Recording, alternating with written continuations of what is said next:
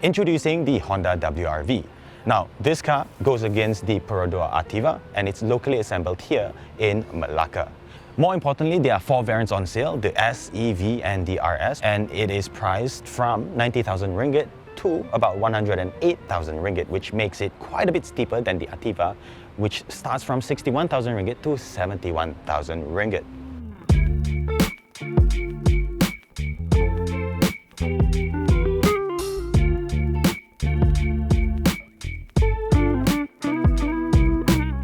Now, its arrival here comes at the expense of the Honda BRV, which was a very popular 7-seater option, but is no longer going to be on sale because of a strategic move away from the very highly competitive 7-seater MPV SUV market. Now, in terms of styling, we have the RS over here, which is a package that I quite like. I mean, generally the design of the WRV is something that I find particularly handsome because of its muscular appeal and very strong shoulder line. But unique to the V and the RS are the full LED headlights with LED fog lights, but the RS is the only one to get sequential turn indicators. Now, unique to this RS is also this grille with a mesh chrome design, and of course the RS badge, also unique to the RS. There's no dual tone finish here, so no black rooftop as seen on the Thai variant, and also for the keen eye, no roof rails as well. Now, while the S and the V get halogen headlights up front, at least the taillights are the same LED units or LED combination units across the board. And the only other visual differentiator between this and the other variants is the RS badge here, and the S variant gets a bee-sting antenna instead of the nicer shark fin antenna.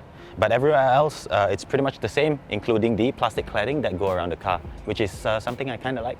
So let's check out the interior now. Now, moving on to the interior, I think this is a fairly standard Honda affair. We'll start with what is unique to the RS, which are this red stitching that you can find on the seats, on the dashboard and on the armrest. Key touch points, usually where your elbows rest, are wrapped in leather, but everywhere else, hard plastic. At least you have leather wrapped steering wheel here on the V and the RS, and red stitching here in the middle. The buttons feel alright. Nothing too fancy about them. And the instrument display here with the analog gauges, the RS comes with red needles. The rest, this comes in white. Also unique to the RS is this special RS graphics that you find in the 4.2-inch TFT multi-info display. The rest don't get the RS graphics. Now, the one on the Ativa is slightly more fancy, if a bit gimmicky, you know, birthday reminders and whatnot, but at least this is more functional, and I guess to each their own.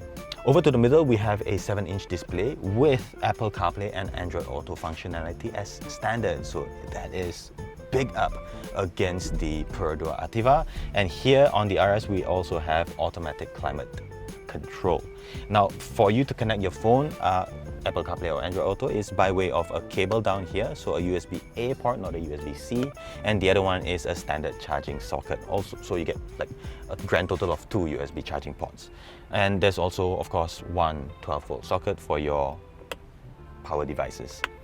Now, for the seats, I find them to be supportive in key areas, especially your back and your lumbar, but thigh support might be lacking for both the front and the rear seats, which I'll get to in a bit. And more crucially, we don't get telescopic function here or telescopic adjustment. We only have tilt, so it's only up and down. Other things I want to point out include this armrest with a small bin, which has no USB ports in them, the traditional parking lever here, and oh, vanity lights and mirror. This is pretty nice to have. You don't find that in a lot of cars in this price bracket. So yeah. Oh, also unique to the RS, black headlining. The rest, very light beige maybe, I think. And those cars might feel a little bit more airy, whereas here you might feel a little bit more compact. Okay, so enough talking, let's go to the back seats.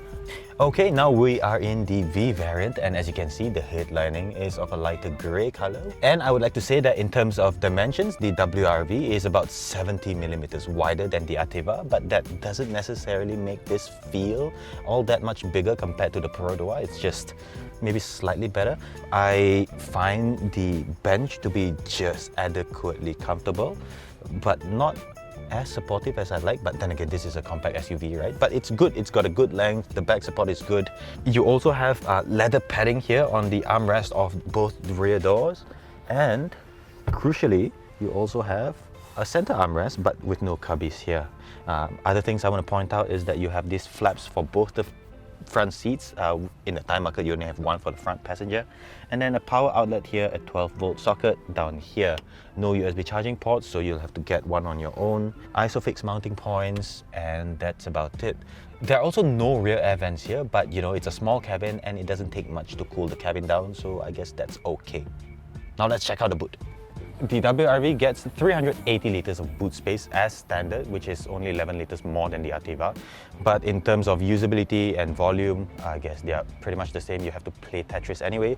I like the depth of it, but the load lip is a little bit high and there's a bit more depth here. So loading and unloading might cause a little bit of a problem if you are unloading heavier stuff. And under the really thin boot floor is a full-size steel spare tire with the toolkit and what have you. Seating adjustment, you can fold it 60-40 split, and that is pretty much it for the back. Oh, if you're concerned about privacy, you're not gonna find it here because there's no tonneau cover here. So just be mindful of the stuff that you're gonna keep in your car. Yeah. In terms of propulsion, there is only one engine option here, and it is the same one found on the City hatchback as well as the City. So that is a 1.5-litre dual overhead cam engine, making 121 PS and 145 Newton meters of torque, and all that is channeled to the front wheels via a CVT. There are no hybrid or turbo variants here, but I don't mind it because this is a very good engine. I really like it in the city, and the 0 to 100 is done in like 11 seconds. Honda sensing is available on all but the base variant, which includes systems familiar to many, such as forward collision warning, autonomous emergency braking, lane keeping assist, adaptive cruise control, and a few others. The good news is, at least the base model gets Honda Lane Watch, if that's any consolation, and that actually makes Honda Lane Watch a standard function across all 4 variants.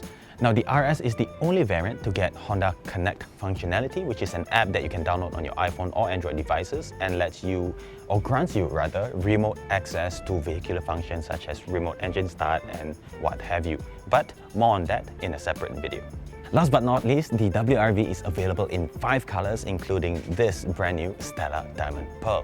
So I think that is it for this very quick walk around of the WRV. If you want to learn more about the WRV in greater detail, make sure to head on to poltan.org for a spec-by-spec breakdown of the cars, as well as a written review, even better, right? But if you want a video review, you gotta stay tuned because we'll have that shortly, hopefully. And I think until then, thank you so much for watching. Let us know what you think in the comment section below, and I will see you in the next video. Bye-bye.